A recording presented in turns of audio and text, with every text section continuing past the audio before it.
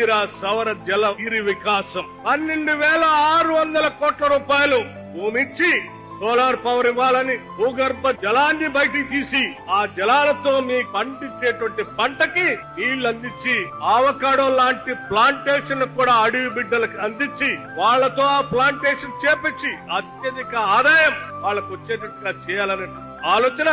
ప్రభుత్వం చేసింది. సంవత్సరాల తరబడి దాని పంట రావటానికి 1-2 సంవత్సరాలు పడితే ఆ 2 సంవత్సరాల మధ్య కాలంలో కూడా ఇంటర్ క్రాప్ వేసుకోవడానికి కావాల్సిన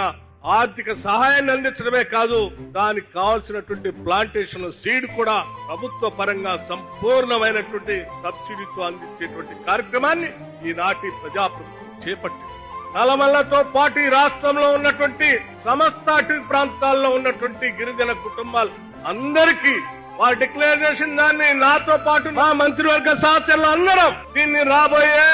4 సంవత్సరాల్లో సంపూర్ణంగా అమలు చేసి మీ అందరికీ ఫలాలు అందిస్తామని చెప్పి మనస్ఫూర్తిగా చెప్తా ఉన్నాం.